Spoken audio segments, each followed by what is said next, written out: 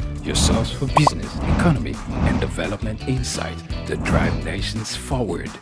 From the vibrant streets of Lagos, Africa's fastest economic hub, Souq News takes you on a journey of discovery, analyzing and reporting the facts that lay the foundation for growth and development.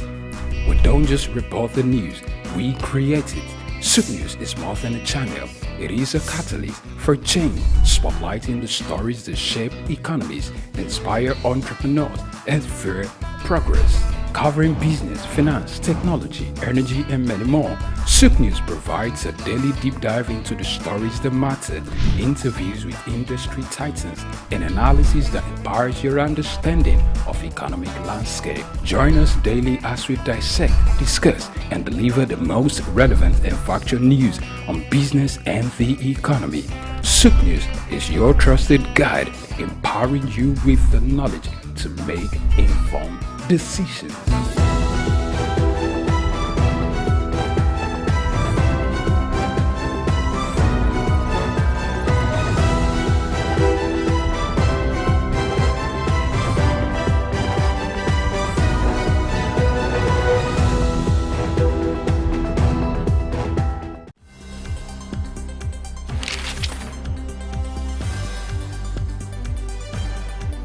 The challenge of governance is to see how we can leverage what is on the ground and convert this to wealth for the people.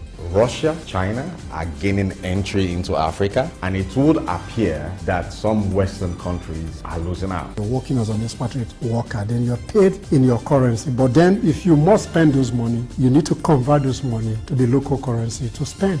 For Social Security to work, we need to know exactly how many we are. We don't have a precise number.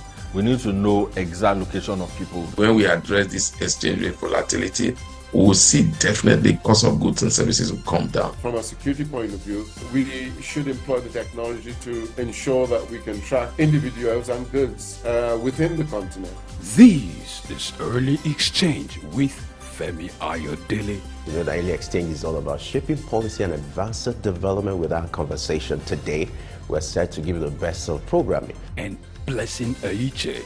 We do hope that you enjoy every time you spend with us here today. The world needs peace. The world needs to come to a round table and find solutions to the pockets of troubles.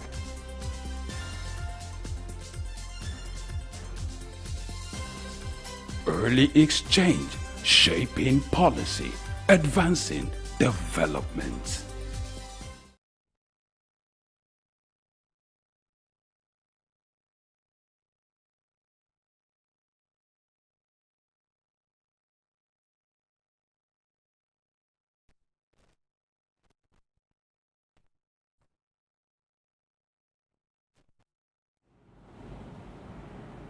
Good morning, welcome to Early Exchange. It's so glad that you could join us. I am Blessing AJ. As always, we bring you discussions that will benefit you. Today, we'll take a deep look at online child protection for your children. You bought devices so that they can get updated on what's happening on the internet, or maybe play some games while you're busy. Do you bother to check what platforms they're on, how they make use of those platforms?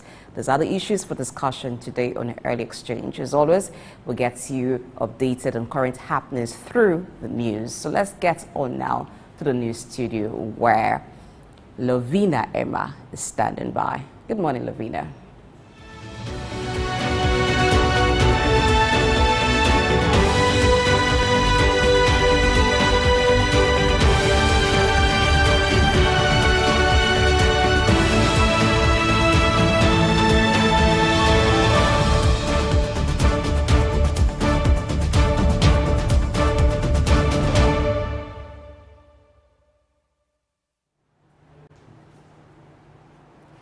Good morning, Blessing, and hello, and welcome to News Updates.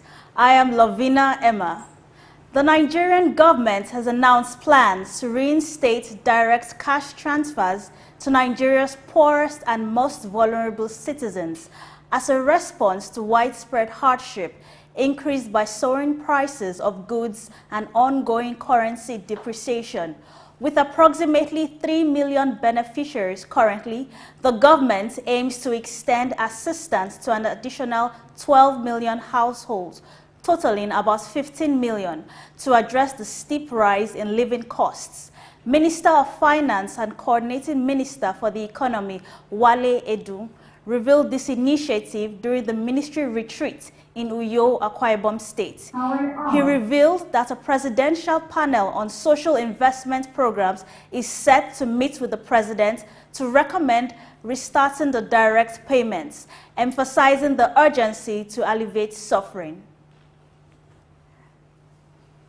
Away from Nigeria now, Chairman of South Africa's power company, Eskom, says the sector will require increased private sector investment as the company implements structural reforms and builds critical new infrastructure. According to the company, private sector involvement in the power sector is politically sensitive subject as South Africa prepares for elections in May. And as such, state-owned Eskom will be moving towards privatization. The chairman of the board, Teto Inyati, noted that the private sector participation is needed, but the asset is going to end up with the government. South Africa, which is Africa's most industrialized nation, is weathering its worst power crisis on record, necessitating daily scheduled blackouts that have disrupted economic activity and crippled growth as Eskom battles to keep its aging fleet of coal-fired power plants operational. Ivory Coast Cashew Industry Group, GTCI, has urged the government to extend a subsidy agreement, fearing financial collapse if the sector does not receive assistance, as recent data revealed that only 22% of the country's cashew nut output was processed domestically in 2023. The group, representing 5 processors capable of handling 41,000 metric tons annually, made the appeal in a letter to the government. They seek the continuation of a deal ensuring raw cashew nut supplies of up to 20% of their processing capacity each season.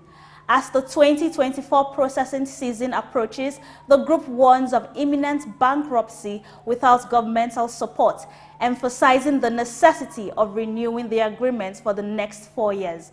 Meanwhile, Agriculture Minister Kobenan Kwasi Adjumani disclosed plans for increased cashew nut output this year, highlighting the need for domestic processing to address the persistently low processing rates.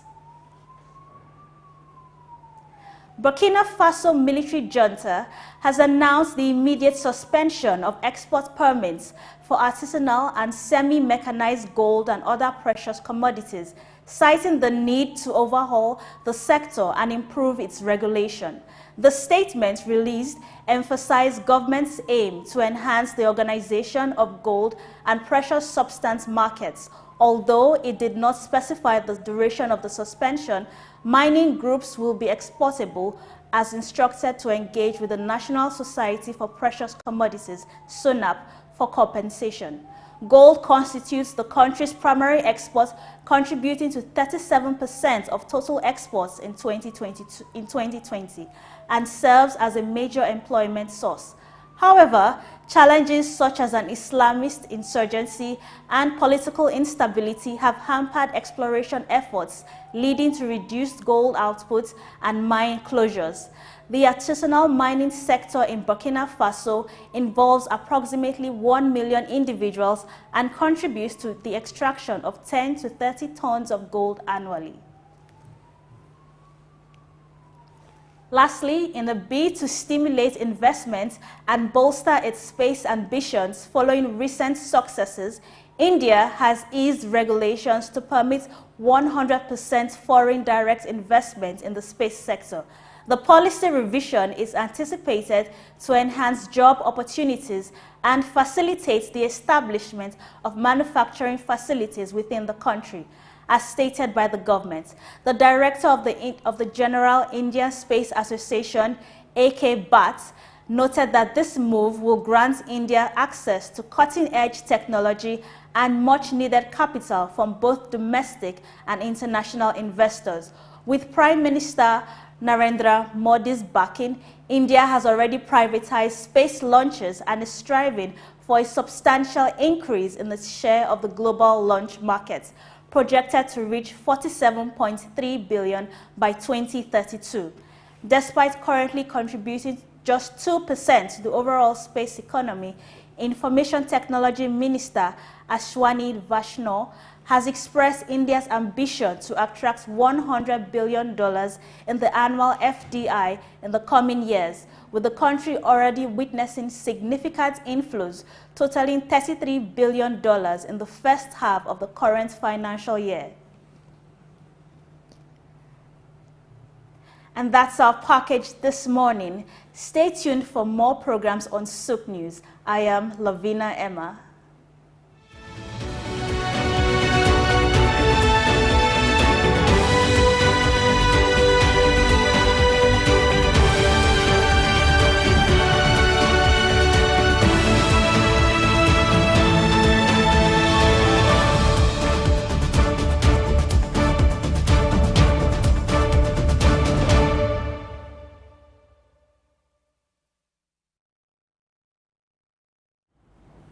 Thank you, Lavina, for the news updates. Let's take a quick break before diving straight into the conversation this morning. Stay tuned to Ed Exchange. My name is Yinka Babalola. My name is Ijoma Pelokoro. My name is Joshua Hassan. I am Rotarian or Mosunde Lawson. It's Ife Yunwarita Ejeze. My friends call me Ife. My name is Rotarian Lola Dare. I'm inviting you to keep watching Souq News. It's the right station to tune to. I like Souq News. Souq News is good. I want to charge you all to listen to Souq News, watch the news. You can have unlimited news, first time. Find Souq News. Be with Souq News. Never switch off. You are better for it. Souq News is the real thing. Listen to their coverage and you'll be glad you did. Turn to your YouTube, turn to your Instagram, turn to all your digital channels and look for Souq News. Keep watching. Keep watching. Please, guys, keep watching Souq News. In the heart of sub-Saharan Africa, where commerce meets progress, welcome to Souq News, your source for business, economy, and development insight that drive nations forward. From the vibrant streets of Lagos, Africa's fastest economic hub, Souq News takes you on a journey of discovery, analyzing and reporting the facts that lay the foundation for growth and development. We don't just report the news, we create it. Souq News is more than a channel. It is a catalyst for change, spotlighting the stories that shape economies, inspire entrepreneurs, and fuel progress. Covering business, finance, technology, energy, and many more, Souq News provides a daily deep dive into the stories that matter, interviews with industry titans, and analysis that empowers your understanding of economic landscape. Join us daily as we dissect, discuss, and deliver the most relevant and factual news on business and the economy. Souq News is your trusted guide, empowering you with the knowledge to make informed decisions.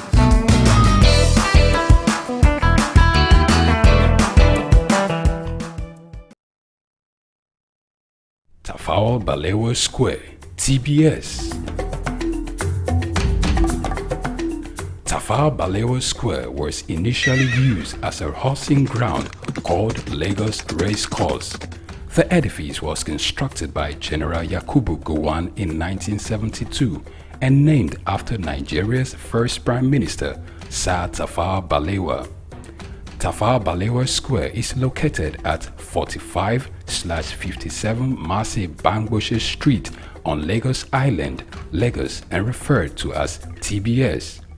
TBS is a 50,000-seater capacity venue and houses the Remembrance Arcade, the 26-story Independence House, which at a time was the country's tallest building. When Lagos served as the country's seat of government, the National Assembly Complex was within the TBS. Also in the square are the National Broadcasting Commission Office, the Nigerian Hydrological Services Agency Office, shopping centers, travel agencies, restaurants, car parking lots, and a bus terminal. Tafawa Balewa Square is adorned with beautiful statues of white horses and red eagles, symbols of strength and dignity. Her historic neighbors include the King's College and the Holy Cross Cathedral. Tafawa Balewa Square hosted some of the country's memorable events such as the Independence Day in 1960, when Nigeria gained independence from Britain. The Armed Forces Remembrance Day, which is celebrated annually on January 15. The edifice is a national cultural asset. Tafawa Balewa Square, Souq Enlightenment. The heart of sub-Saharan Africa, where commerce meets progress. Welcome to Souq News, your source for business, economy, and development insight that drive nations forward. From the vibrant streets of Lagos, Africa's fastest economic hub, Souq News takes you on a journey of discovery, analyzing and reporting the facts that lay the foundation for growth and development. We don't just report the news, we create it. Souq News is more than a channel. It is a catalyst for change, spotlighting the stories that shape economies, inspire entrepreneurs, and fuel progress. Covering business, finance, technology, energy, and many more, Souq News provides a daily deep dive into the stories that matter, interviews with industry titans, and analysis that empowers your understanding of economic landscape. Join us daily as we dissect, discuss, and deliver the most relevant and factual news on business and the economy. Souq News is your trusted guide, empowering you with the knowledge to make informed decisions.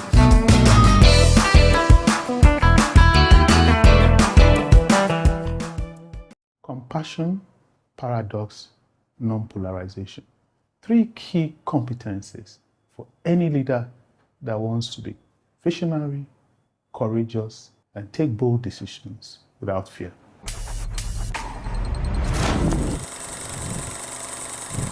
I believe that more than at any point in time, today the world needs visionary, courageous leaders who will not be fearful to take bold decisions. I'm convinced more deeply about this based on the work that I did with the AACSB International.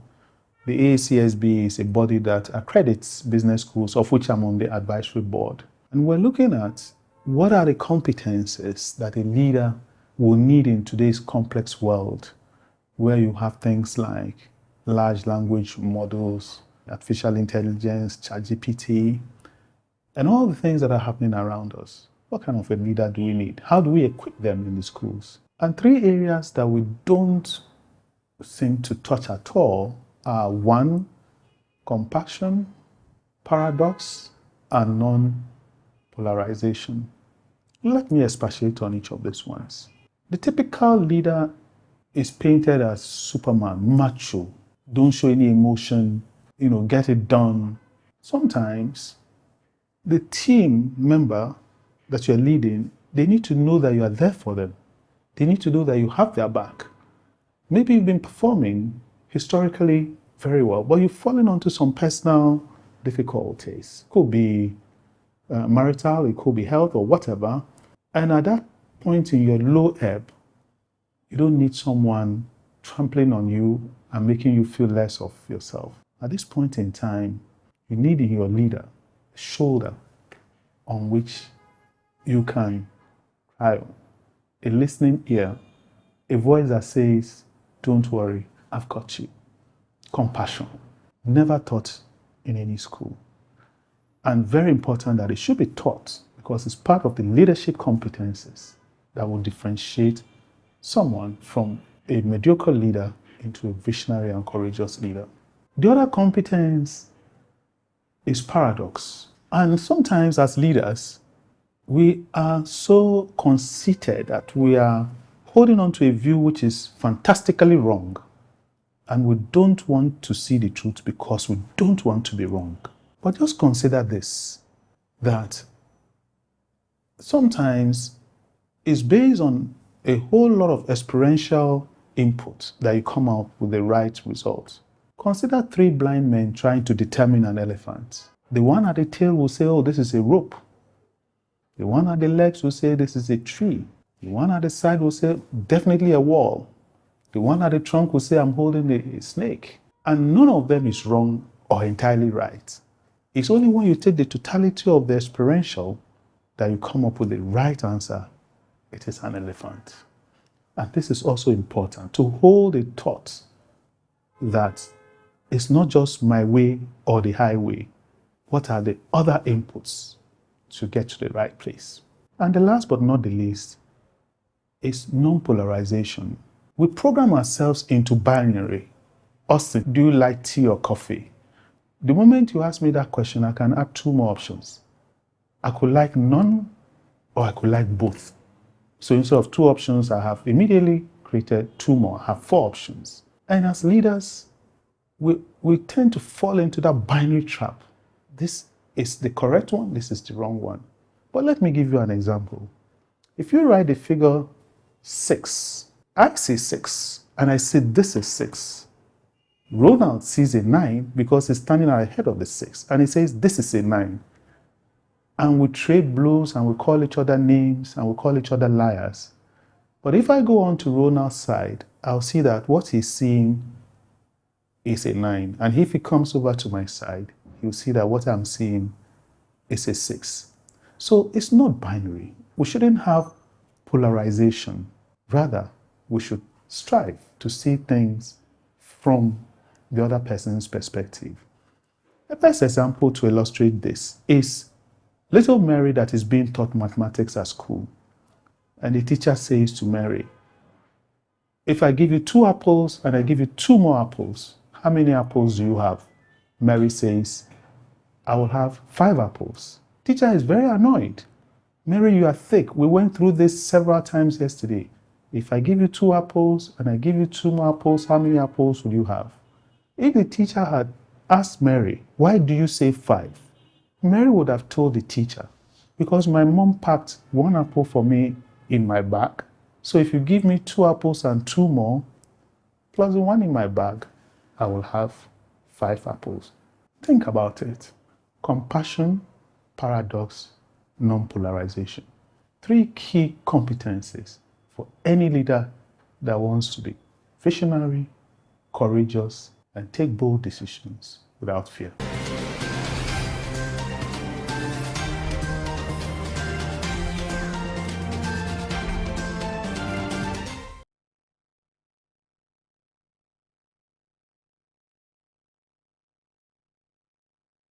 My name is Yinka Babalola. My name is Ijoma Pelokoro. My name is Joshua Hassan. I am Rotarian or Mosunde Lawson.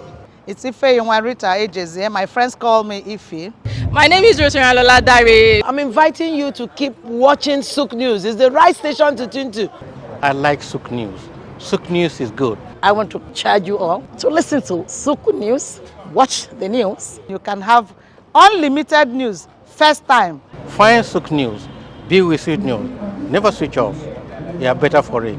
Souq News is the real thing. Listen to their coverage and you'll be glad you did. Turn to your YouTube, turn to your Instagram, turn to all your digital channels and look for Souq News. Keep watching. Keep watching. Please, guys, keep watching Souq News.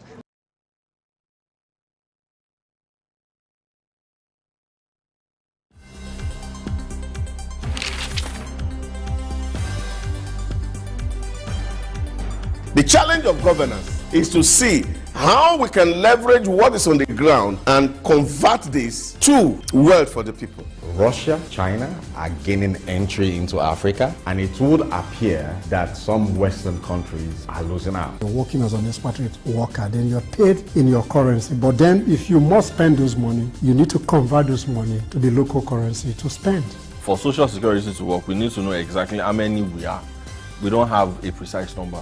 We need to know exact location of people. When we address this exchange rate volatility, we will see definitely cost of goods and services will come down. From a security point of view, we should employ the technology to ensure that we can track individuals and goods within the continent. This is Early Exchange with Femi Ayodele. You know, the Early Exchange is all about shaping policy and advanced development with our conversation. Today, we're set to give you the best of programming. And Blessing Aiche. We do hope that you enjoy every time you spend with us here today. The world needs peace. The world needs to come to a round table and find solutions to the pockets of troubles.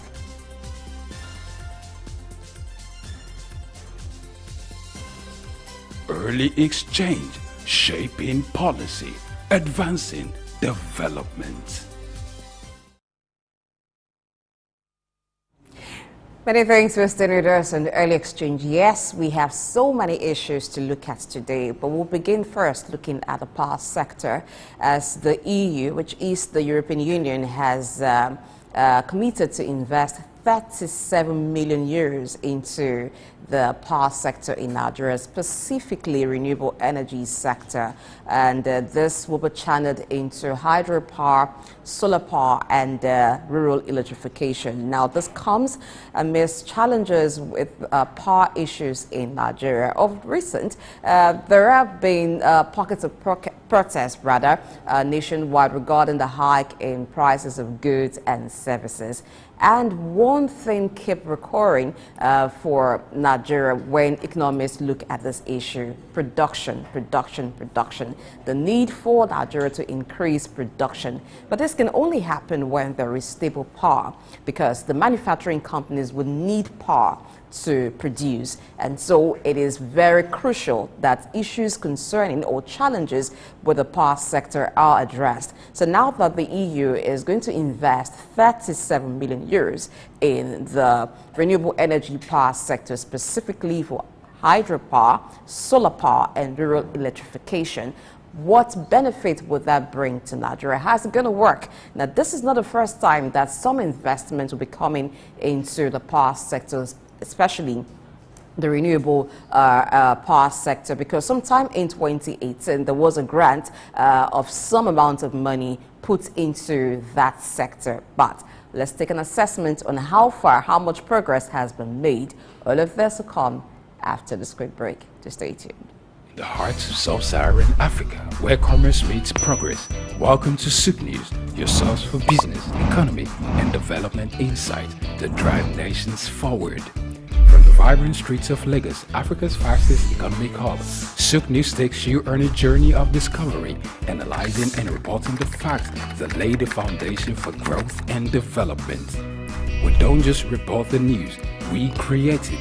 Souq News is more than a channel. It is a catalyst for change, spotlighting the stories that shape economies, inspire entrepreneurs, and fuel progress. Covering business, finance, technology, energy, and many more, Souq News provides a daily deep dive into the stories that matter, interviews with industry titans, and analysis that empowers your understanding of economic landscape. Join us daily as we dissect, discuss, and deliver the most relevant and factual news on business and the economy.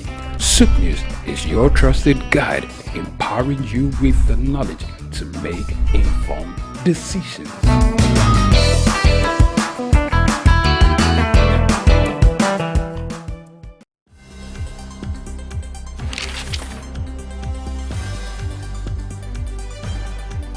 The challenge of governance is to see how we can leverage what is on the ground and convert this to wealth for the people. Russia, China are gaining entry into Africa, and it would appear that some Western countries are losing out. You're working as an expatriate worker, then you're paid in your currency. But then if you must spend those money, you need to convert those money to the local currency to spend. For Social Security to work, we need to know exactly how many we are. We don't have a precise number. We need to know exact location of people. When we address this exchange rate volatility, we will see definitely cost of goods and services will come down. From a security point of view, we should employ the technology to ensure that we can track individuals and goods within the continent. This early exchange with Femi Ayodele. You know, the early exchange is all about shaping policy and advanced development with our conversation. Today, we're set to give you the best of programming. And Blessing Aiche. We do hope that you enjoy every time you spend with us here today. The world needs peace. The world needs to come to a round table and find solutions to the pockets of troubles.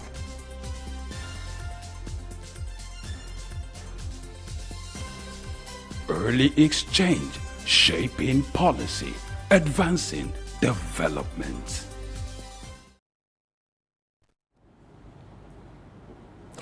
Thanks for being there. All right, so let me introduce to you my guest this morning, a face you've seen regularly on Early Exchange. Is Idausa Osama, the Vice President, Femi Wash Limited, owners of Souq News, and is also an in-house analyst here at Souq News. Good morning, sir. Good morning, Blessing. Happy cold Thursday. What a God will have. The heat was almost killing people. So should we call it showers of blessings? it is a huge blessing for us in Lagos. Okay, before we get into the discussion for today, but do you find it odd that it's raining in Lagos when it hasn't started raining in cities we used to know as the 5 and 6 of rainfall, like Benin City? Well, it's not odd. Lagos is quite close to water. And so it's, for me, God has a way of determining how things happen because times are seasonal in His hands. So. Okay, all right. I think that's good, at least a relief from the heat like you mentioned. Yeah. All right. So talking about the power sector in Nigeria, it seemed like a recurring issue almost every time. It's in the mouth of Nigerians, power issue, because of how crucial power is to production, power is to development.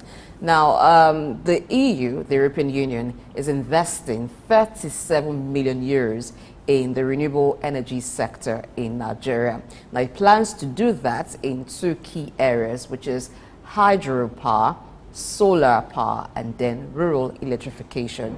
This is not the first time that the EU will provide support for energy sector in Nigeria. Sometime in 2008, it did give a grant of 200 million euros also for that purpose. Let's begin from what was given before. Now, let's take an assessment of the power sector, even the renewable energy sector.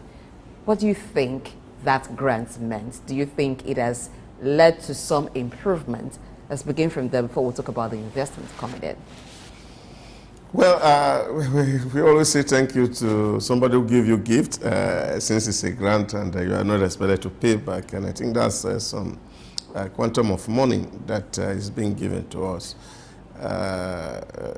We say thank you to the European Union for being magnanimous. And in the words of Abiola, it's part of the reparation of all the exploitation that has been done on the continent. And when they are giving us, we don't see it as free gift. We just see it as payback because they are taking so much from us. And then, of course, there's also a need to contribute to that society that has been laying the golden egg. That's how I see the grant. But that said, for me, it's to look at it the way we approach problem solving. We seem not to be very scientific about problem solving, and this is a problem in the whole of African states where people are thinking that once you have a problem, all you need is money. But if in this problem of generating power, money is not the solution, what then would be the solution? Take, for instance, renewable energy. It's expensive to run. You see, thinking is a starting point for every form of investment. People must have idea crystallized. And then you know what money is meant for. Where do I need to use money? What do I need to buy before you are putting money? So you see, this idea, which of course is very odd to me, where we think as black people, so we feel that once we have money, we will solve problem. Problem does not start, the solution to problem does not start with having money. The problem is, first of all, understanding the dynamics of the problem, and then put an adequate plan on the ground and say, this is what we are going to do. Now, take, for example, EU are giving you 37 million euro as a grant and say, okay, so where are we going to throw it into? What are we buying? Is it solar panel? Is it battery? What exactly have we done in that sector that this money will be applied to? So what this means is that the money comes into the hand, they don't know what to do with it. The people who are in the energy sector either use it to do training or use it to do all frivolous things. And this is why since 1896, we have not been able to solve the power sector problem in Nigeria, because the first plant of power was established in Nigeria in 1896. Over a century, we are still grappling with the problem because we think that once you throw money at it, you solve it. Today we are talking about the Mabila project. $6 billion US. Gone. Now we are chasing after the wind. After how many years? Over. That's 2003 till today. That's over 20 years. And we are still chasing the people who took the money. Now, do we think that the money is somewhere kept? This money would have been spent doing parties or frivolous expenses and it's gone. Even if you jail this man, he's not going to bring back the money as it were. So this is the problem. Is first of all to start with thinking. Ability to see is what is lacking in our environment. And this is why power generation, power transmission and distribution is looking like a rocket science to us. Because we don't have people who can sit down to think. Every time you have engagement with some of these people and they tell you, so, oh, we have a vision. Look at what the visions are. How does it connect with their mission? How does it connect with the objectives? What are the action plans that are tied to each of these objectives that we want to achieve? You don't see those on the ground. They are not written down. We are just wishful thinkers. All right, let's look at hydropower generation. That isn't new because even the power that comes from the national grid is generated through that means. So you've talked about if the money comes, what should it go to? Should it go to training? Should it go to maybe if it's solar energy, buying batteries? But hydropower, what seems to be the challenge? Generating enough megawatts to power the country. If we already have a national grid and then an investment of 37 million euros is coming in, what should be the focus for hydropower? You see, because we have been micromanaging the situation, we don't have a broad vision on developing the power sector in Nigeria. So you are chasing symptoms and not looking at the root cause of the problem. By estimation today, and given our population of over 200 million people, Nigeria need an average energy delivery of about 30,000 megawatts. And your installed capacity is about 12,000 megawatts. So that will tell you that there's a deficit that you cannot meet. Now, what is the program that we have in place to say to us, by incremental basis, every year we are going to add 1,000 megawatts, and this is what we are going to do, this is what we are going to do, and this is how much is required. Where is that plan? It's not in anywhere to be found in Nigeria. This is a problem. So it's not, for me, money is not the issue. It's the ability for people who are within that sector to sit down to think. And that was why we thought that, oh, it's because civil servants were abusing it, that maybe if you change the name from Nigeria Electricity Supply Commission to NEMPA to PHCN, and now you are dancing disco, and there's no music. This is the problem. There's been lots of change of name for the past. But because there's no sub-problem, and this is because we don't think deeply. We don't think deeply. And somebody just wake up in the morning and say, oh, I'm going to give Nigeria electricity. And you don't tell us how. So what will inspire that thinking? Is some training needed? Well, I think some training is needed, really, because of course it's the ability of people to be able to envision some strategic issues and then you can deal with it. Just yesterday evening, we were also looking at the issues in South Africa. Of course, you have a power built by the white people now given to the black to manage, and they cannot manage it. So this is a problem with the black man, and I think it's the ability. So that's why I'm talking about thinking. Because our problem is really not money, it's the ability to think. For people who are panicking over issues. What are we talking about? We're talking about pricing of electricity. And you have not even told us what these pricings in it are. You're talking about, oh, our ability to get gas, and these are the real issues. And we're having over 172 million metric tons of gas under our soil. So what exactly are we asking nature to give to us that he has not given? He has given us sun for free. He has given us body of water for free that nations don't have. It has given us wind for free. What do we need? We have coal. What exactly are we looking for? We are having nations in Africa who are importing electricity, and they're self-sufficient. But here, mediocrity is what the problem is. And you put the wrong people to drive a right process, and you are expecting that results should come. In Albert Einstein words, that's the definition of insanity. And that is what we have been doing over the years in this sector. Haven't tried power generation through the public sector and then even privatizing it, but not totally privatized. Now, if investment is coming in, do you think it should go directly to the private sector? Because when we look at solar energy, most of the solar energy that people use now are being provided by private companies and individuals who have put together the technology and then they sell it. Should the private sector be empowered more? Well, I don't think there's any need to empower private sector. Why will you empower private sector who is a profit maker?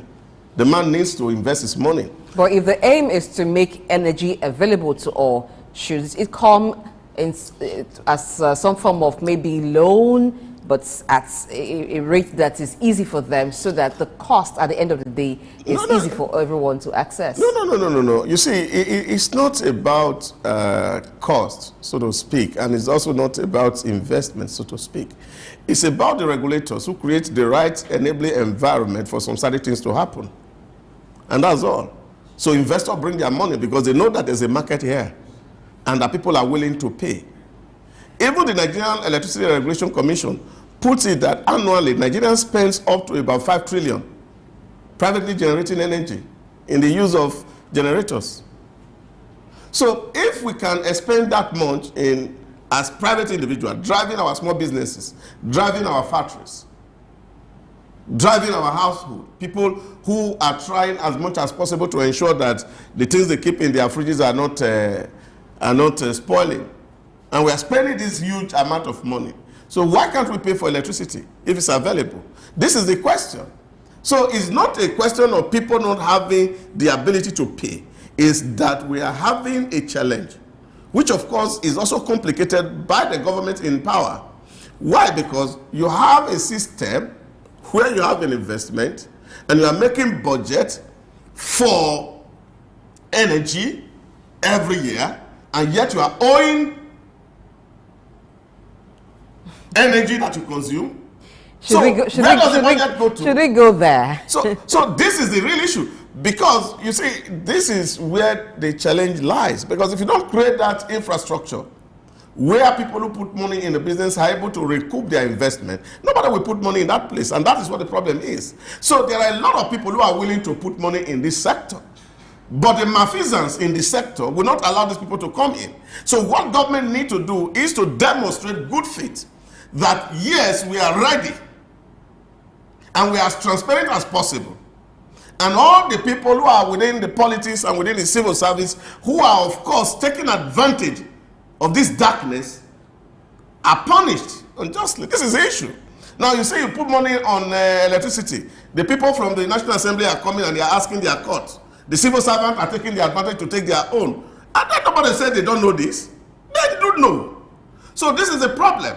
Well, in the name of oversight, and then the money that is supposed to be made to build capital projects is shared among the political elites. This is the issue in the industry, and this has what been the problem all since independence, and that's why we don't have electricity. So if people understand this need, what should leaders do? Think outside of the box. All right, in thinking outside of the box, we've all Nigerian has always hoped for foreign direct investment. So now that investment is coming into the renewable energy sector, now for solar power, I do not know if there is some solar power that is from the national grid or goes directly from the discos. It all is all privately done. So as this money comes for solar power, and they're also looking at rural electrification, do you still think that it will not be better for private companies to handle this? How is it going to happen? The provision or the investment in solar power, how do you subscribe that, or how do you recommend that it should be done so that the problem of energy failure becomes a thing of the past, or at least is reduced? You see, Blessing, we're all Nigerians and we're all here. and we understand the way things work. You see, one of the things that really baffles me about Nigeria is that all of us are part and parcel of a problem, and then we start to point fingers and expect that miracle is going to come from somewhere. In 2011, and I can't forget this, on the same day, Nigeria signed a contract with Siemens on solar energy. United Arab Emirates signed another contract. And I don't want to look at the values of those contracts. While they were looking for 11,000 megawatts, we were looking for 3,000 megawatts. And what they cost in dollar was less than what we cost. In 2012, UAE delivered their 11,000 megawatts of solar. Nigerian own is still on the pipeline. What has changed? That we give you the kind of a belief or confidence that when you put in more money, that money will produce results. Because the elephant in the room has not been taken away. Since 2012 to 2024, we have been trying to separate goat from yam, and it's not possible. So which is the goat in this case? And yeah, but that's what our president told us, that all the government was trying to do was to see how to remove the goat from the yam, because goat and yam are put in the same house, in the same room.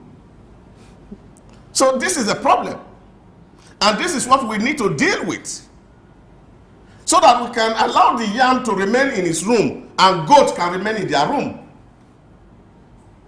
So until that is done, all these things that you see that is coming in cannot yield results.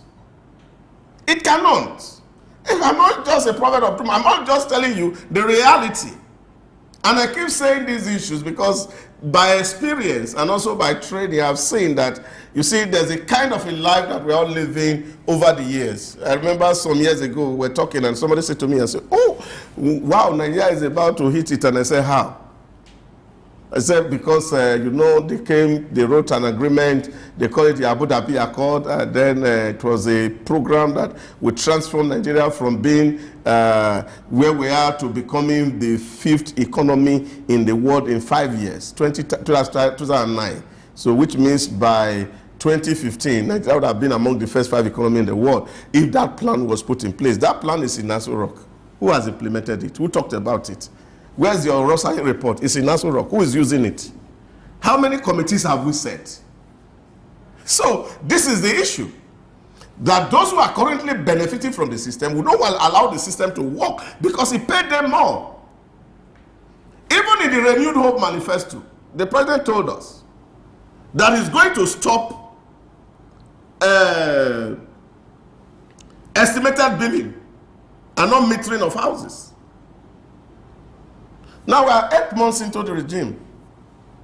Tries to find a policy option to even implement the law that is already there. Because there's already an executive order that was signed by Fashola while he was the Minister of Power, that no meter, no collection.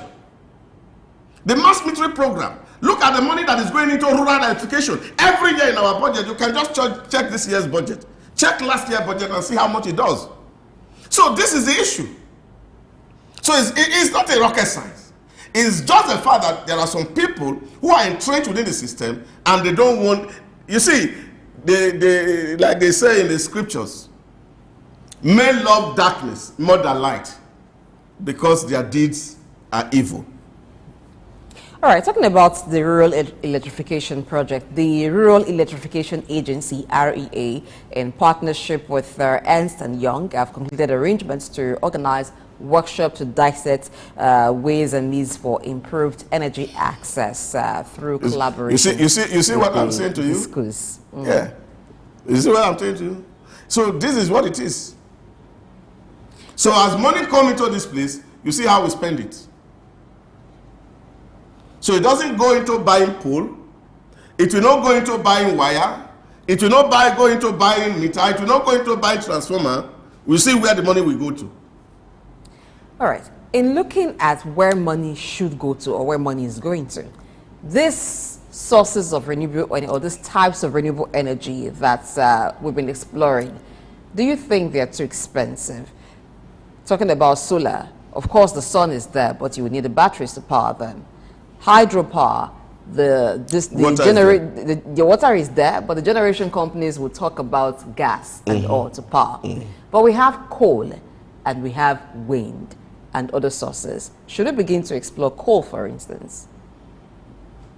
You see, I love the argument of Mr. President while the campaign was going on of looking at our peculiarities and our poverty and see you use what you have to solve your problem at the moment. Nobody forbids coal. Even Germany recently, during the Ukrainian-Russia crisis, has resorted back to coal to be able to supply energy to its populace. Because you prioritize your people over and above what people are thinking. And that was why I remember in the Chatham House conversation, and he said, okay, and the president said, well, you give us the money or allow us to use our coal so that at least we get somewhere. Because if you don't want us to use coal, give us the money to build the renewable. And if you are not willing to give us the money to build the renewable, allow us to use what we have. And so we have to deal with the issues that we are having. Because really, if you look at it in the carbon emission class, we are already not doing so much. And even the one we are emitting, we are importing from the Western countries and Asia. So this is the issue. We can. But this also requires investment. But you look at the character of the average Nigerian. I'm not just talking about those in government. I was saying to somebody recently, I have looked at our system from independence to date, and I can conclude that we are not different from each other. How do you mean? You see, there are a lot of people who are talking on the social media, talking on the television station, talking about corruption. All of us are corrupt. How can everybody be corrupt? You see, this is the issue, and I feel this is cultural issue. You know, there's a book written by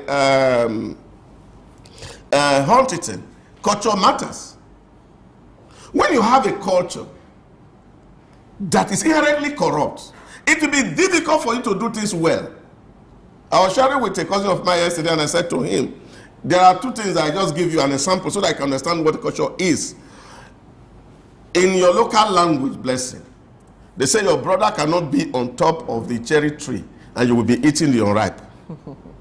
Abi? Yes. So what does that mean? It means there's preference. Okay, so you elevate mediocrity over merit. That's what it means. It's simple. Simple arithmetic. So we cannot be pointing hand at pontificating solutions when we know what the problem is. But if that is the case, using what you just said, if your brother is on top of the cherry tree, you cannot be having the unripe one. Yes. So what if the person who's at the top of the tree is not your brother? If that happens so in the that is system, what it means, so that if you don't have a brother there, you have to eat the unripe. It's just a simple equation. So this is us. This is our philosophy. This is the way we live. And this is where we can find solution. So you must understand your philosophy. Because if you look at the Western philosophy, you look at the way they think. So if it doesn't, you don't need to have a brother because we are all created in the image of God. We are all brothers and we are all sisters. What is good for humanity, that's what we're doing. And that's why you see the level and the volume of corporate social responsibility coming from the West. We're just talking about EU dashing us money. No, it's an investment. The first one they gave was a grant. This is an investment. Yeah, but at least the grant is a dash. It's a dash. You don't have same color, but they dash you money. We have seen Melinda and Bill Gates Foundation fighting polio in Africa. Don't we have multi-billionaires? What's their CSR in our environment? Except that for them and their family alone. So this is the issue. This is where we have to talk. Look at the blue chip companies in Nigeria and see the wage gap between the MD and the man who is working at the gate. All right, now let's get back to the energy issue, providing energy access to a lot of people, particularly those in the rural areas. So collaborating with the discos, does it depend on the discos to provide energy access? If the Rural Electrification Agency is collaborating with a company to look at ways and means of improving energy access? You see, the issue is that we felt that when we're having the vertical arrangement, where generation, transmission, and distribution were in one place, that was what was responsible for the inefficiency.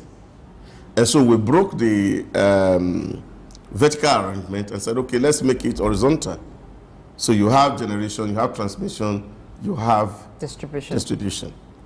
You see, a year ago or 2 years ago, 2022, we were having a conversation in the UAE, and one of resource person, Dr. Chudi Thomas, was telling me something and said, look, this was how Indians solved their electricity problem.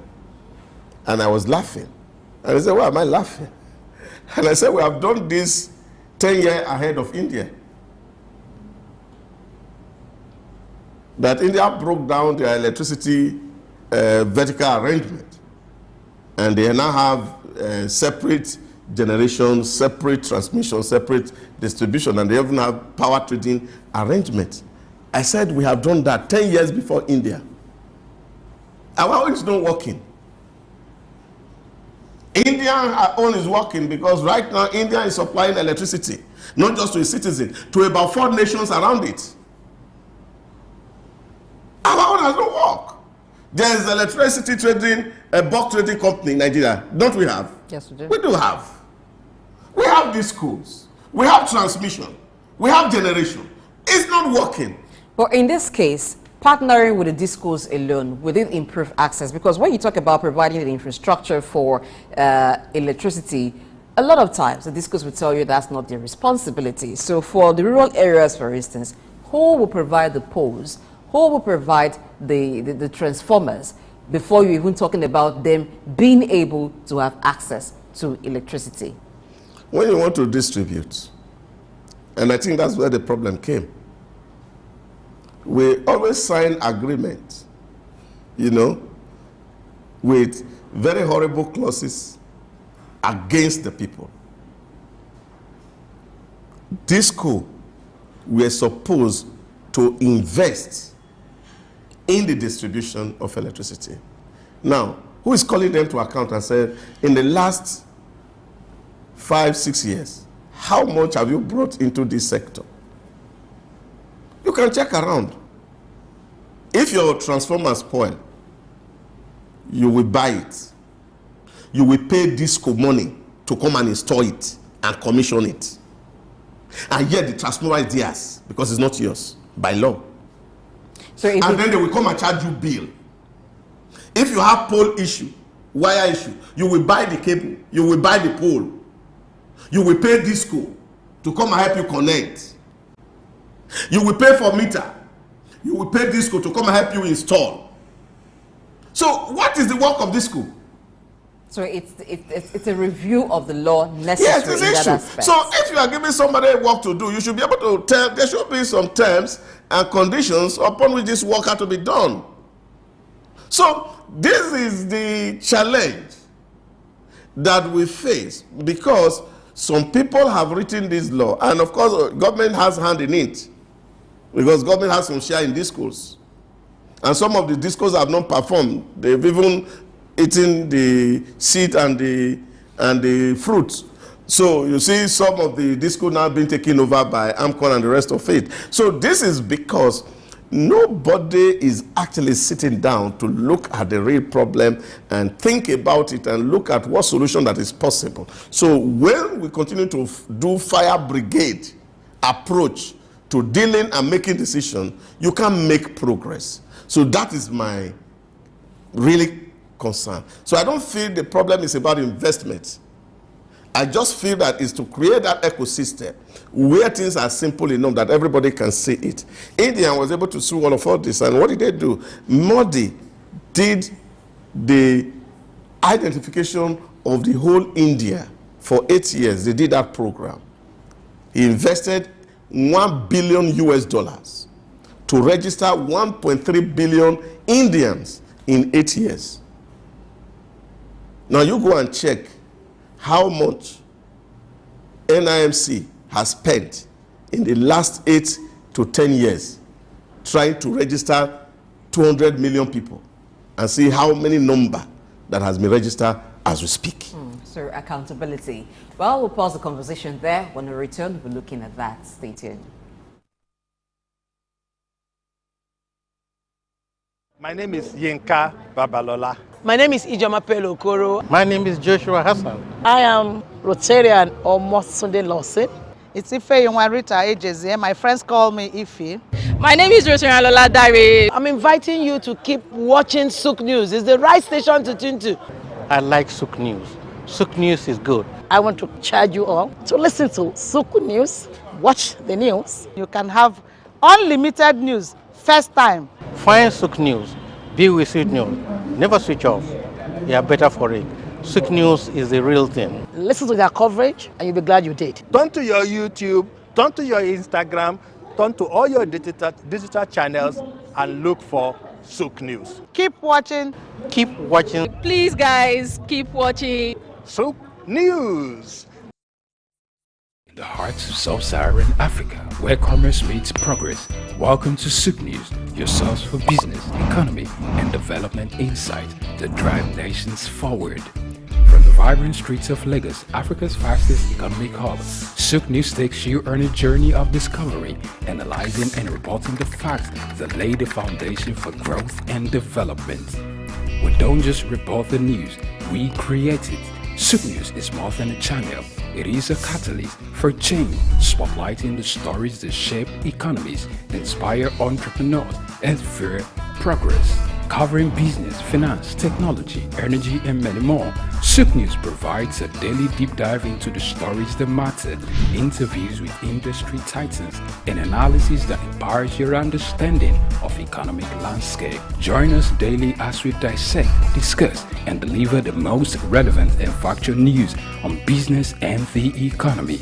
Souq News is your trusted guide, empowering you with the knowledge to make informed decisions.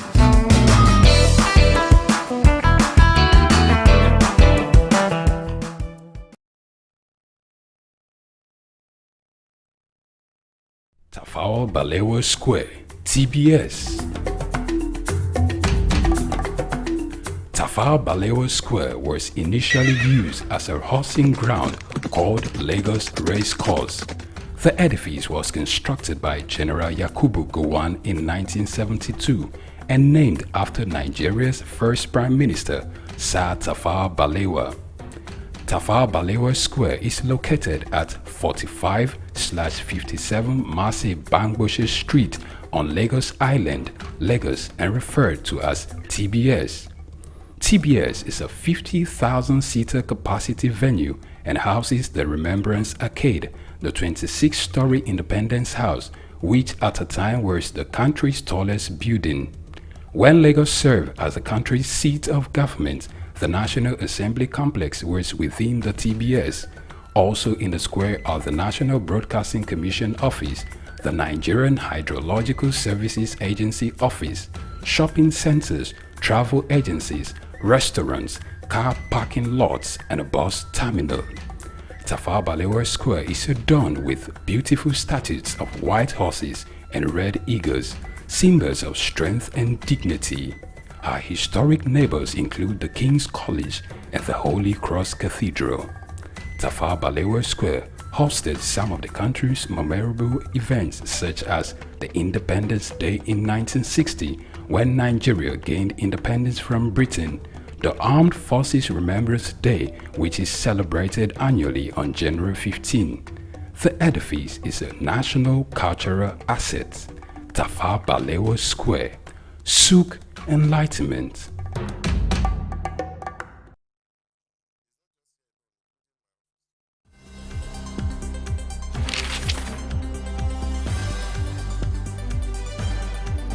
The challenge of governance is to see how we can leverage what is on the ground and convert this to wealth for the people.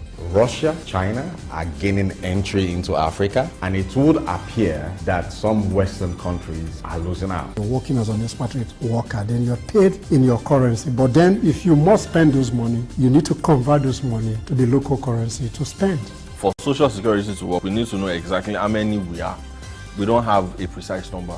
We need to know exact location of people. When we address this exchange rate volatility, we will see definitely cost of goods and services will come down. From a security point of view, we should employ the technology to ensure that we can track individuals and goods within the continent. This is Early Exchange with Femi Ayodele. You know, the Early Exchange is all about shaping policy and advancing development with our conversation. Today, we're set to give you the best of programming. And Blessing Aiche. We do hope that you enjoy every time you spend with us here today. The world needs peace. The world needs to come to a round table and find solutions to the pockets of troubles.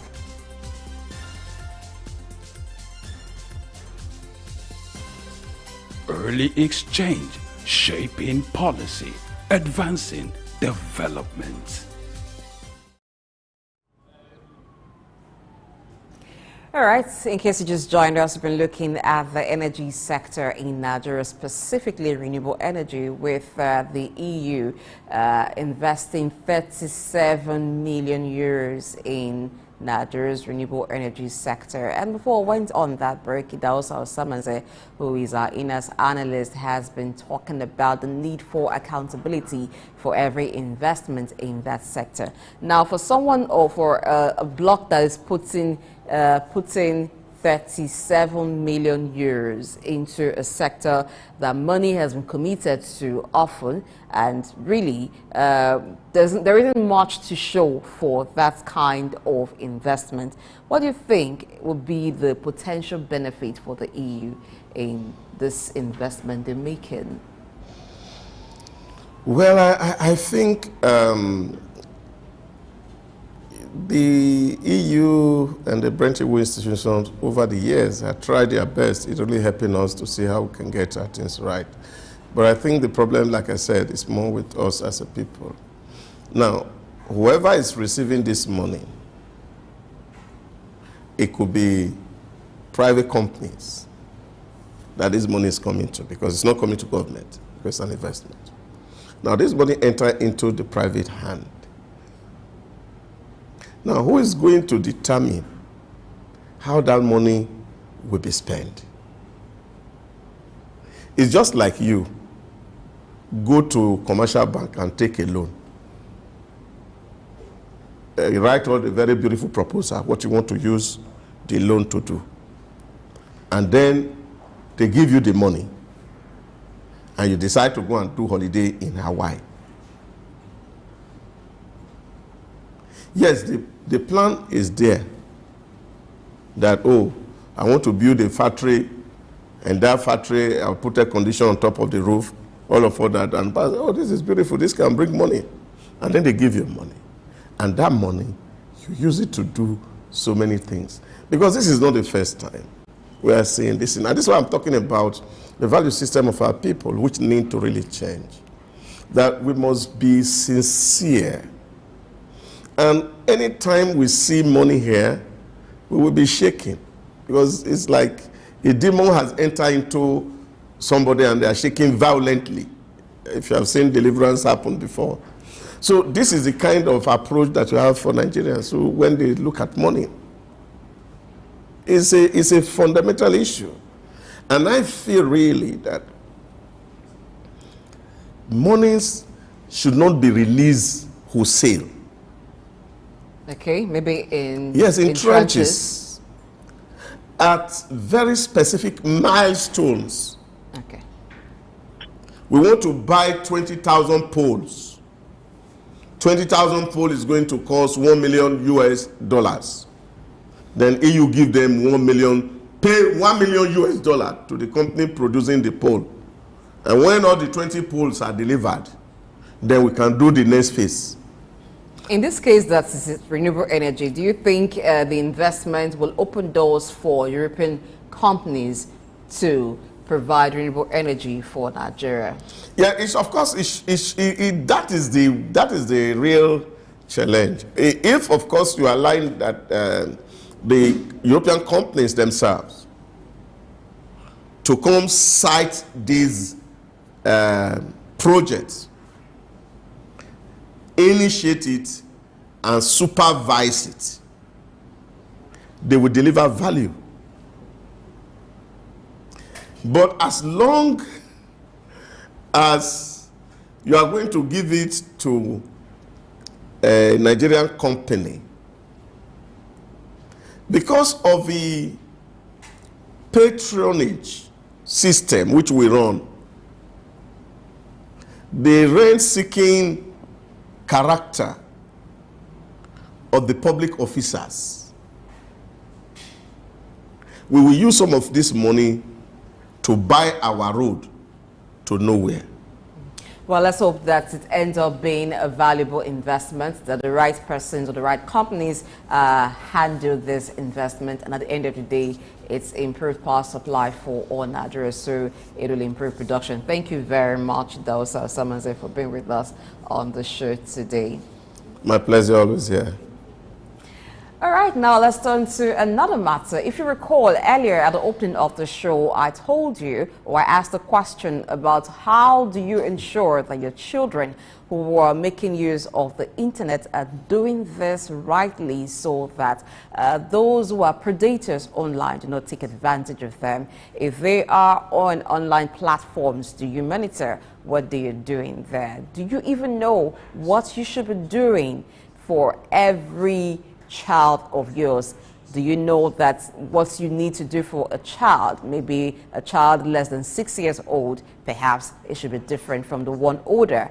And what exactly would you need to do to ensure your child's safety online? This is what our next guest will be talking about. He is Robert Ford Nkusi, the president, Rwanda Software Testing Qualifications Board, and he joins us from Kigali, Rwanda this morning virtually. Good morning, Robert.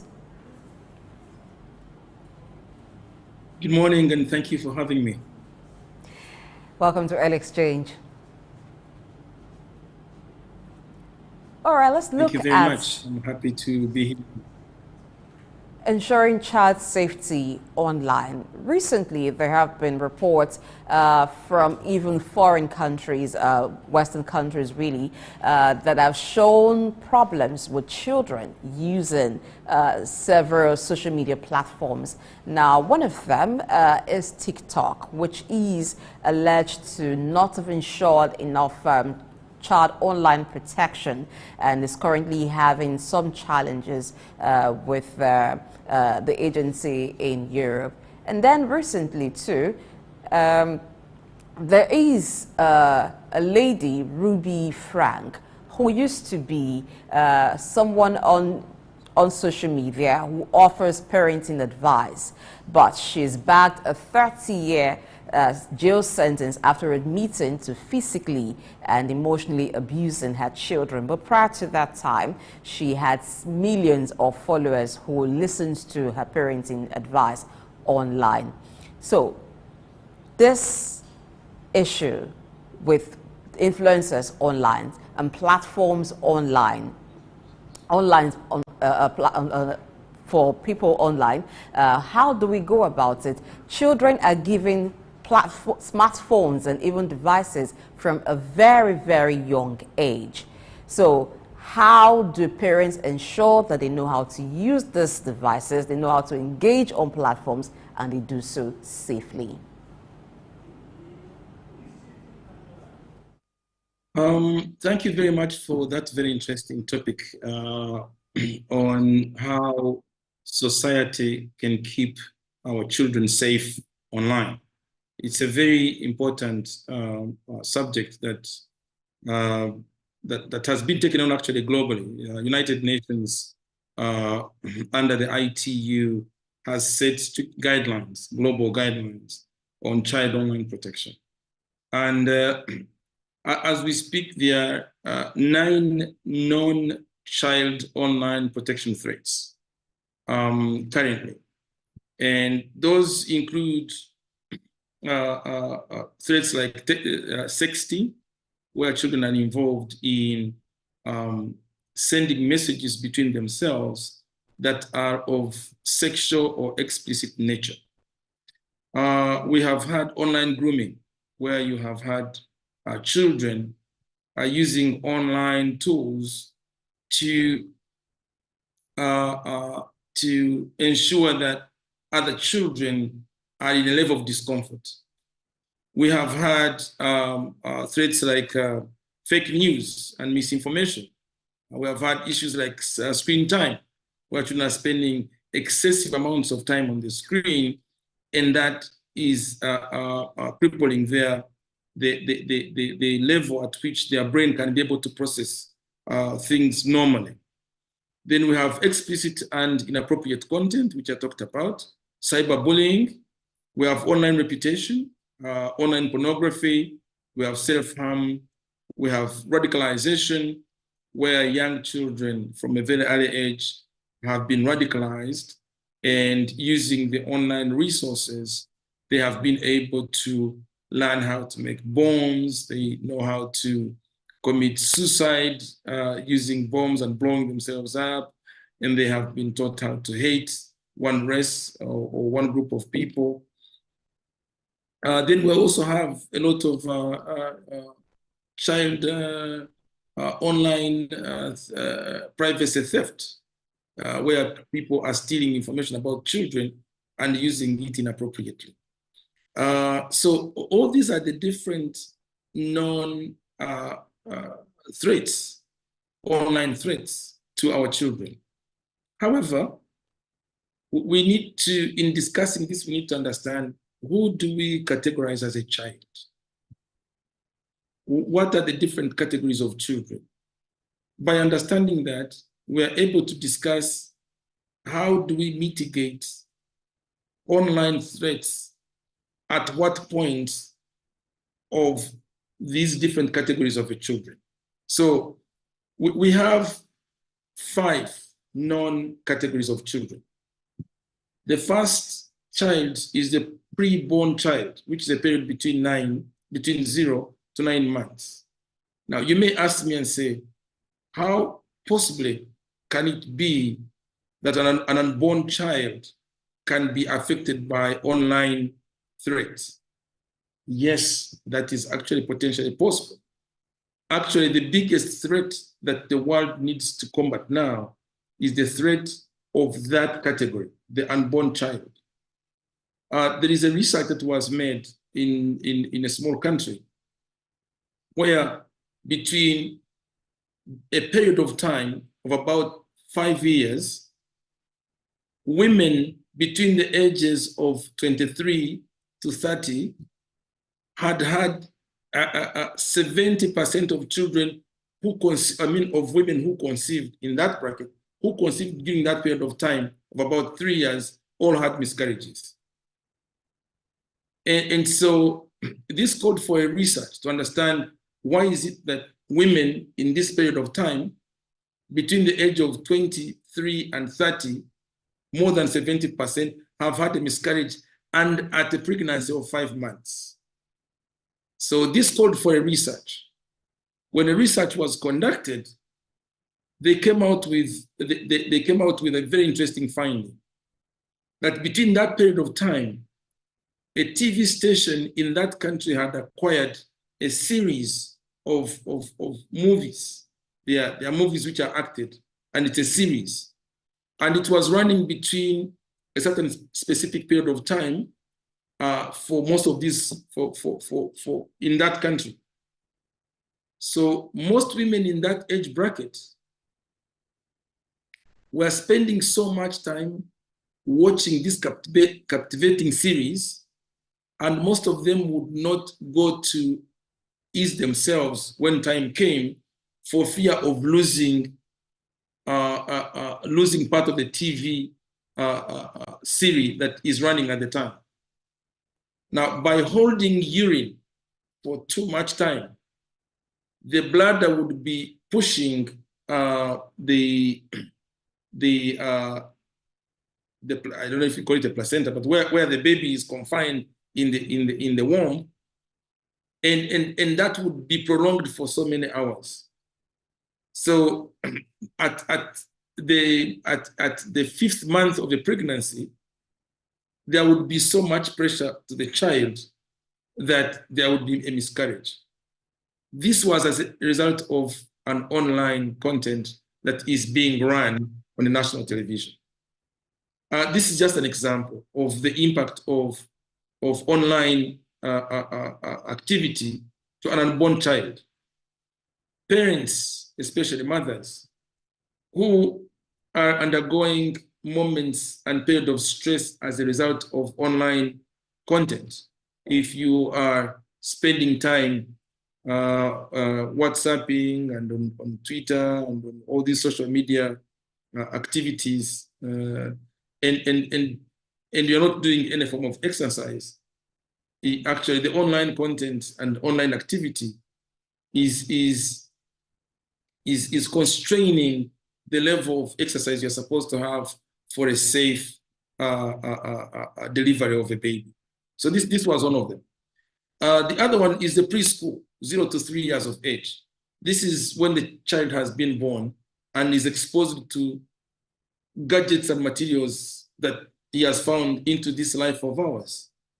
Telephones, remote controls, keyboards, gadgets that we use to play games. And the kid is having this and picking them and either eating them and you're always fighting and say, hey, put this down, put this down. There is a digital activity within a child's life at the onset. Then we have the young children, 6 to 10 years of age. This is when they are able to pick a phone and answer, or you are driving and you say, okay, talk to daddy and say, how are you, daddy, who is in the office or is on a mission. And this time, they know how to manipulate these gadgets. They know how to make a call. They know how to, and then you have the preteen, which is 11 to 13. And this is now the most volatile. This is the most delicate age group where young people are entering into their teenage and they're beginning to explore their bodies and to explore life and to make opinions about politics and about culture and social attitudes and social values. So this is a period where they are connecting with their friends and they are speaking about a lot of things. And so the content they're exposed to has got to be properly supervised so that they do not have access to wrongful content. Then, of course, you have the teenage age, which is between 14 and 19. Now, this is where most things really go wrong. We will go wrong when we talk about radicalization, when we talk about sexting, when we talk about grooming.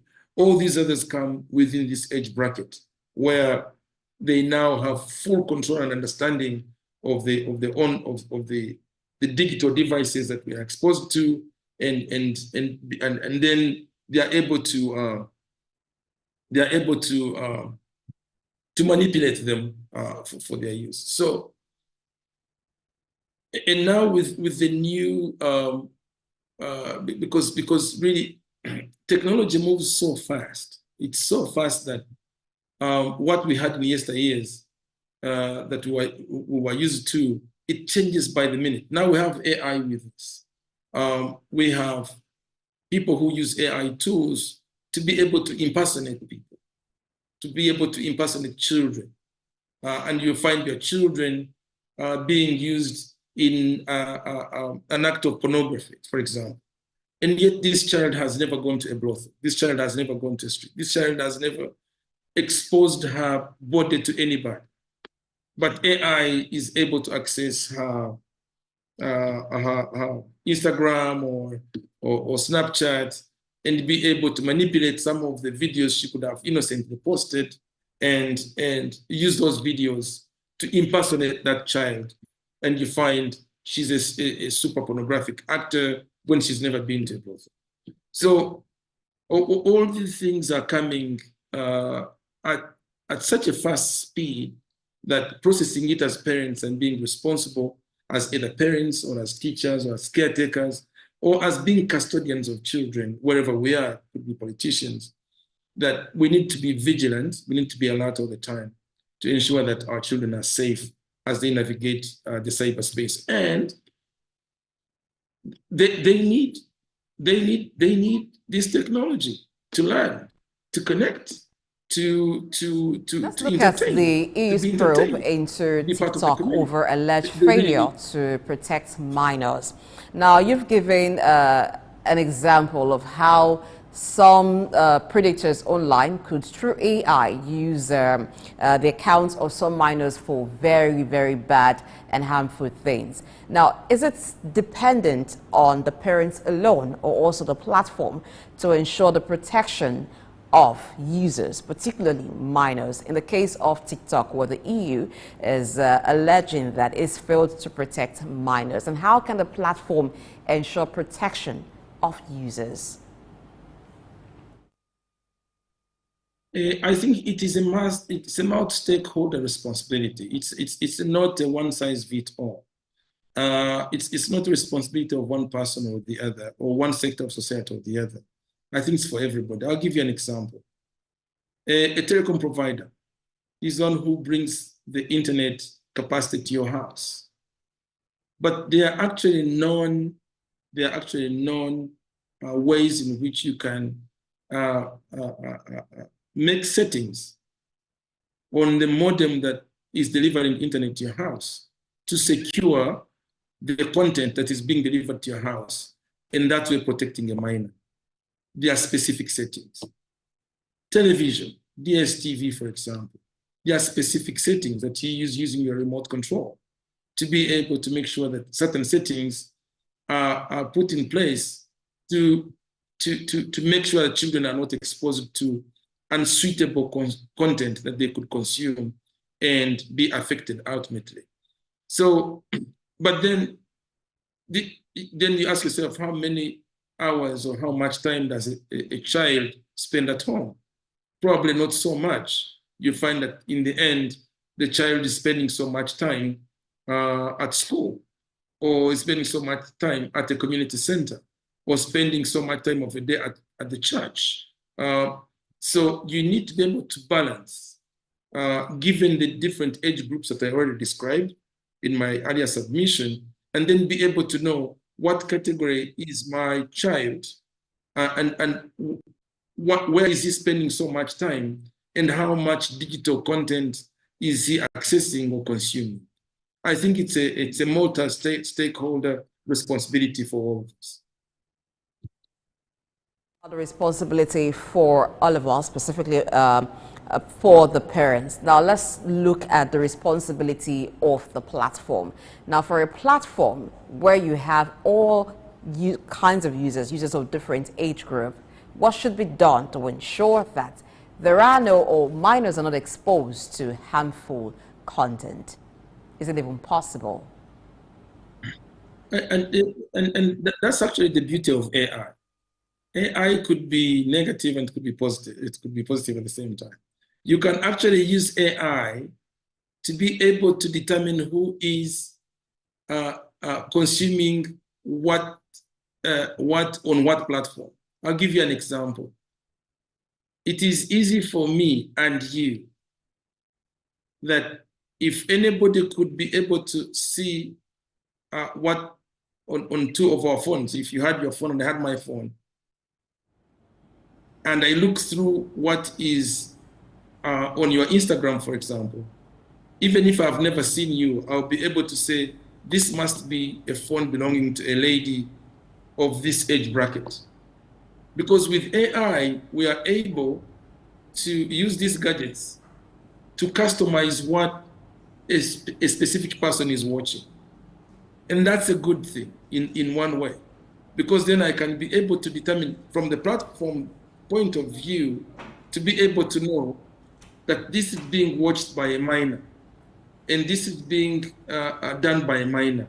And because of that, I could be able to send an alert to the owner of the gadget or to a responsible parent and be able to say, I believe this content is potentially being watched by a minor, and this could be dangerous for them. So the platform has this huge responsibility, and they already have tools at their disposal to be able to do that. In Rwanda, for example, we have what we call the National Cybersecurity Agency, which is responsible for regulating and putting in guidelines on how content is used in general for everybody in general. And because of that, we have three major laws, guidelines in Rwanda that guide us. One is the open data policy. Secondly is the personal data privacy policy. And the third is this data sovereignty policy. These three policies converge at a crossroad where government has control of what data is being consumed by who, and for all the best of reasons.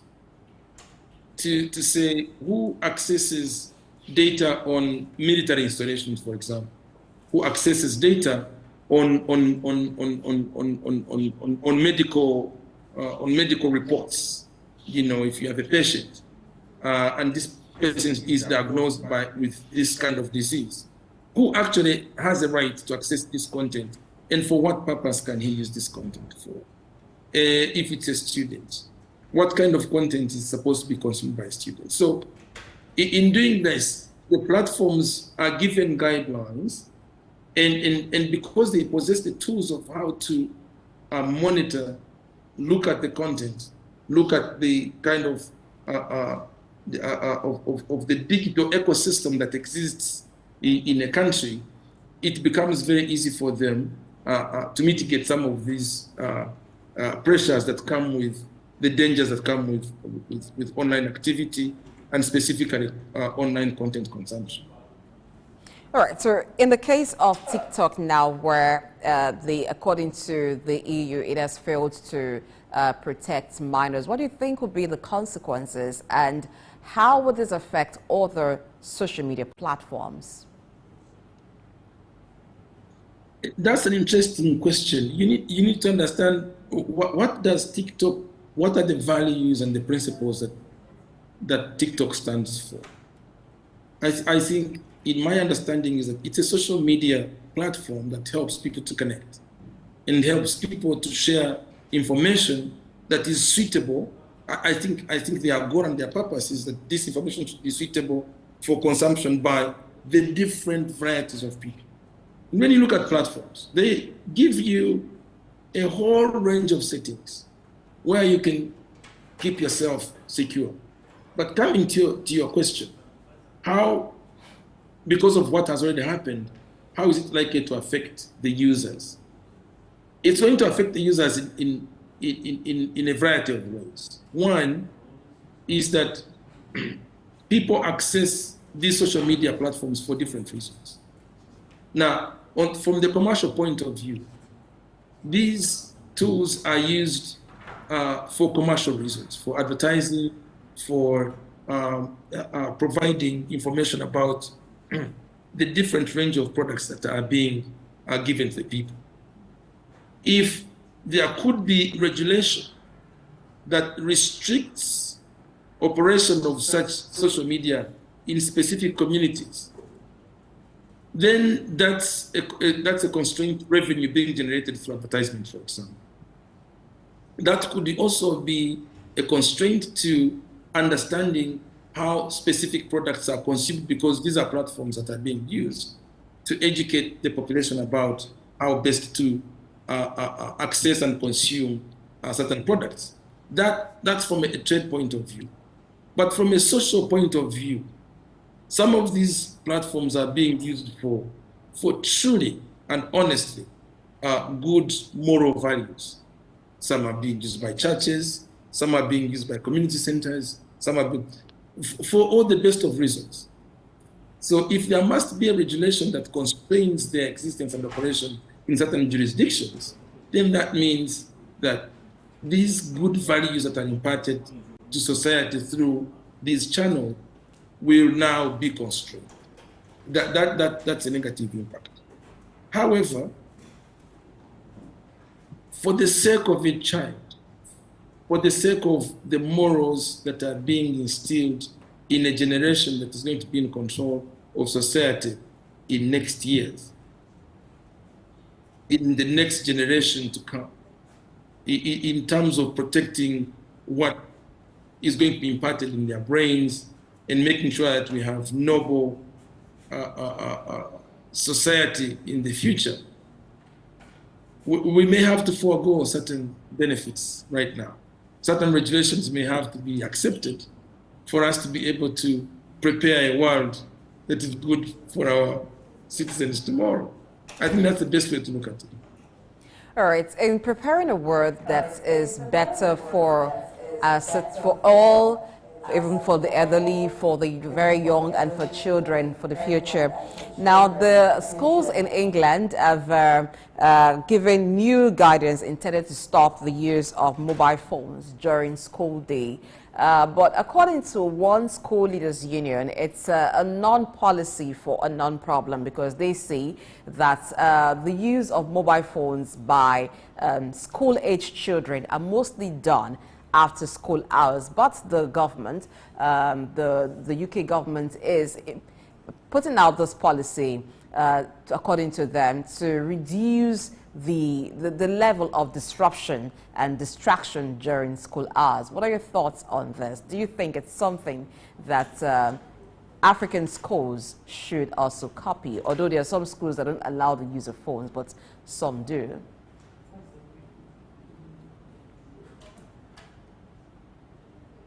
Well, I have two ways to look at this. The first way is, what is the mode of education delivery in schools today? And how is that different today, meaning in the digital era?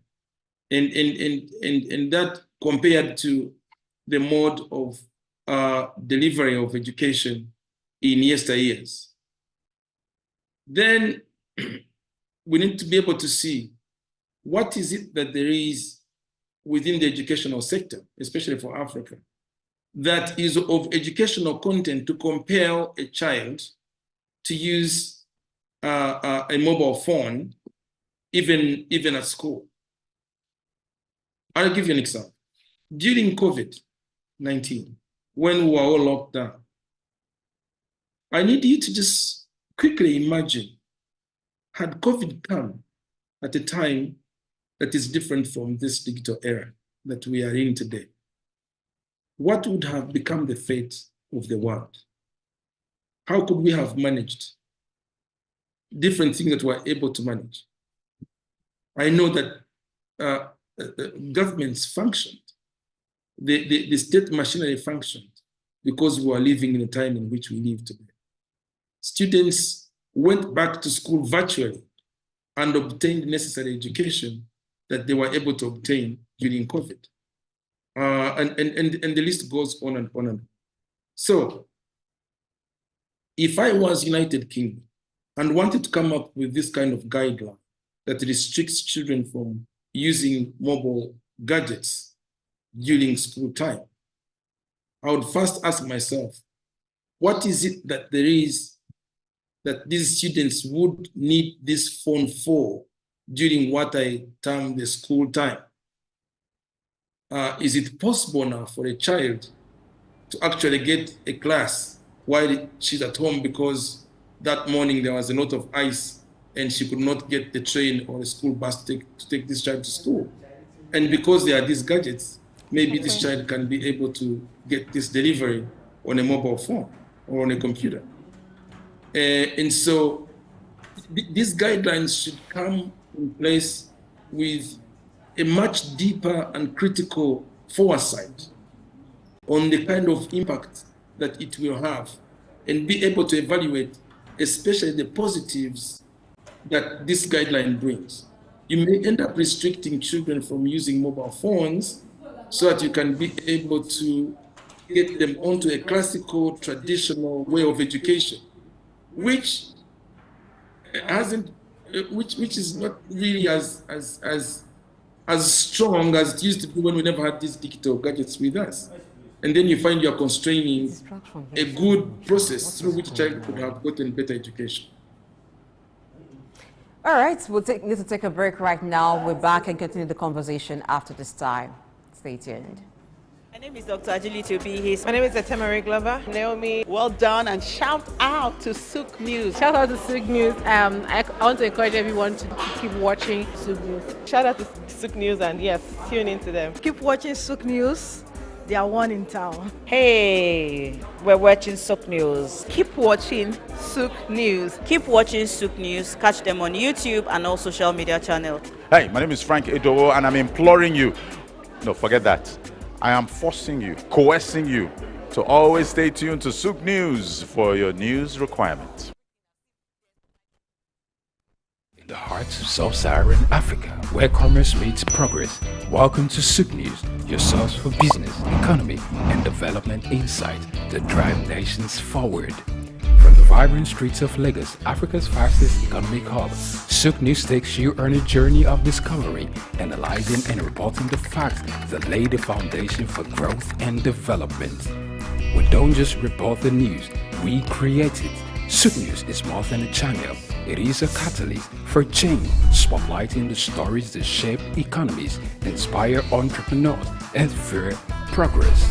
Covering business, finance, technology, energy, and many more, Souq News provides a daily deep dive into the stories that matter, interviews with industry titans, and analysis that empowers your understanding of economic landscape. Join us daily as we dissect, discuss, and deliver the most relevant and factual news on business and the economy. Souq News is your trusted guide, empowering you with the knowledge to make informed decisions.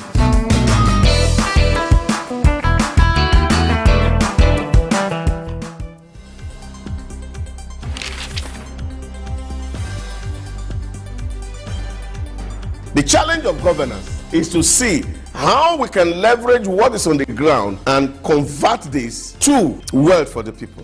Russia, China are gaining entry into Africa, and it would appear that some Western countries are losing out. You're working as an expatriate worker, then you're paid in your currency. But then if you must spend those money, you need to convert those money to the local currency to spend. For Social Security to work, we need to know exactly how many we are. We don't have a precise number. We need to know exact location of people. When we address this exchange rate volatility, we will see definitely cost of goods and services will come down. From a security point of view, we should employ the technology to ensure that we can track individuals and goods within the continent. This early exchange with Femi Ayodele. You know, the early exchange is all about shaping policy and advanced development with our conversation. Today, we're set to give you the best of programming. And Blessing Aiche. We do hope that you enjoy every time you spend with us here today. The world needs peace. The world needs to come to a round table and find solutions to the pockets of troubles.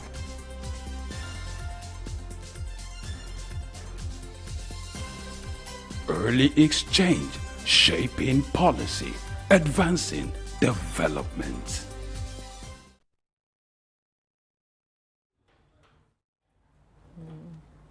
Good to know your story. That's an early exchange, and we've been talking with Robert Ford Kusi, the president, Rwanda Software Testing Qualifications Board. Now, we've been looking at child protection online, and before we went on the break, he was talking about what would be the consequence for TikTok since the EU is probing TikTok for alleged failure to protect minors on its platform. Now let's look at ways parents can also protect minors.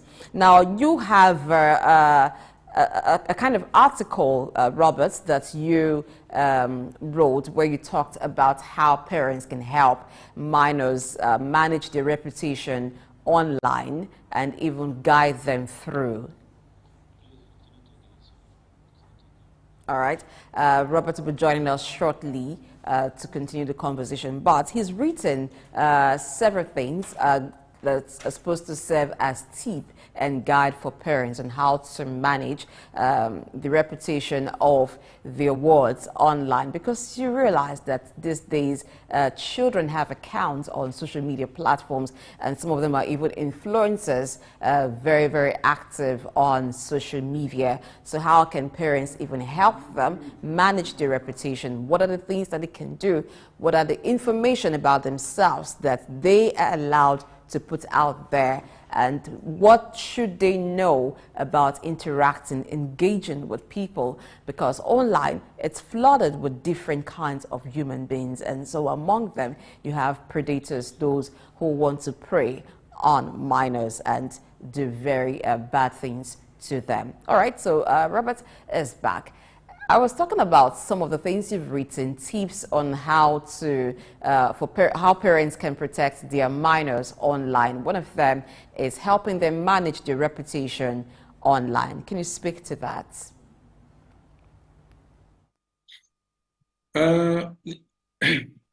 Maybe before I go to that, there's one very big principle that we need to know now, including you, that we need to be friends with children. Try to establish some bond and connection with your child that gives them the trust that they need to believe in your counsel and in your advice. Different parents, specifically African parents, have over the years not mastered the art of how to communicate with a child, especially when it comes to protecting a child from any form of danger, not just an online danger. We tend to rush out to blame a child for having done what they have done because we know as parents that that's dangerous. But to a child was trying to explore. A child does not have a level of intellect like you have as a parent. So most of the time in Africa, we've just rushed out to say, oh, how could you have crossed the road? Or how could you have climbed this tree? But all that comes when the danger has already happened and we have not prepared them. So one is creating the bond. But two is when it comes to online, to these online dangers, have a conversation as a parent. Find out what your child is doing online. Ask them to tell you about what they do and what sites they like to visit. This is very important. Agree on boundaries. You are a parent. You pay subscription for that internet connection to that homestead. Be in control. So have a family agreement on where and when they can use the internet and how much time they can spend on the sites they can visit and the type of information they can share. I'll give you an example. When we were growing up in our time, we didn't have internet when we were growing up. Internet hadn't come. So the only online content we consumed was on national television. So when our father picked us and dropped us at school, at home from school, we would rush from the car, run so fast, because anyone who would be having a remote control at the time would be a king in the house, because you determine what movie is going to be watched or what program is going to be watched. Today, in a similar situation, when children are being dropped from school at home in the evening, you get in the house and who do you see? It's the father and mother seated in front of the television, watching TV. And it's like that house is a ghost house. But if you want to know where everyone else is and you have called them to come for dinner and no one is coming out, just go and disconnect that internet modem. And you see all of them coming out of their holes and say, what has happened? What's going on? What has happened? That shows you how generational culture in terms of the kind of digital age we are in has completely changed. So agree on boundaries. Just say, if it's dinner time, it's dinner time. No one comes with a mobile phone on the table. No one is watching TV when we're on the table. This is family time. This is a time for nutrition. Check if it's suitable. Find out what kind of content is being consumed and know if it's suitable. Get them glued up about social networking. What is social networking? Most children are just posting things anyhow. including an address of their home, where a pedophile has easy access to a child. So they need to know on social media, these are things you cannot share. You cannot share private information about our home. You cannot show where daddy sleeps. You cannot show where daddy keeps his security gadget. You cannot tell how daddy parks the car in the garage. Because you'll be providing tips to a potential criminal who could come and do something terrible for you. This is how, in my view, a parent should be able to communicate and behave with a child. For teenagers, is it tougher or a lot difficult to have this, to make this happen? Trust me, teenagers are the hardest to control because they have gotten to a time in life when they believe they know. You were a teenager, I was a teenager one time. There are times when we get, especially the ages between 13 and 15, when we actually even think we know better than our parents. We get so convinced because the world is right in front of us. We can move in the night and nothing happens. We've started going to the gym, so we've started growing muscles. Our voices have changed and they've become deeper. And I mean, our body mechanism has changed. And this kind of gives people a feeling, especially teenagers, that they're in control. And many times they don't know they are not in control until hell has broken loose. So yes, it's a very volatile age bracket, the teenagers. And that's why the boundaries are very necessary during this period of time. They have to know, and you know very well, this is a time when most parents set curfews. You say, well, I know very well you have friends, we know your friends, we know their parents, we value your friendship, and we honor the parents of your friends and everything, but it's 8 o'clock and it's 8 o'clock. You can't be out beyond that time. If that's the case, you have to stay out, or you have to sleep out of this house. These are the rules of the game. These are the boundaries we've set. And these are the do's and these are the don'ts. But you do it in a friendly way so that they know that you're not doing it because you're trying to become a dictator and becoming too authoritarian, but you're doing it to protect them. All right, thank you very much, Robert Ford Nkusi, for your time with us on Early Exchange, talking about how to ensure the safety of minors online. I'm sure that lots of parents who have listened today will watch the show have benefited, particularly when you talked about for even the child in the womb, how what the mother consumes can affect the child. That was really, really insightful. Thank you so much. Thank you very much, and thank you for having me, and thank you for a very interesting show that you're running, and I think it's beneficial to very many people, not just Nigerians, but everywhere. We're watching you in Rwanda as well. No, thank you so much.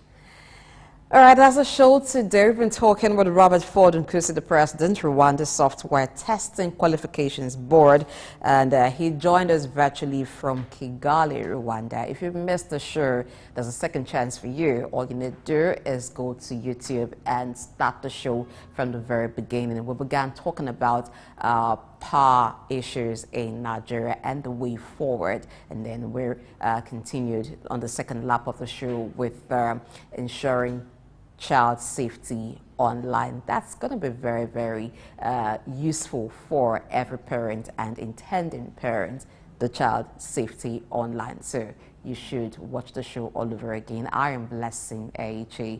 The show continues tomorrow, 8 a.m. West African time. Do ensure to join us and stay with Souq News all your day, because there's so many programs for you to enjoy. There is news at noon, there will be sports also later on, and then Souq Post at 4 p.m. So you can just live your day with us.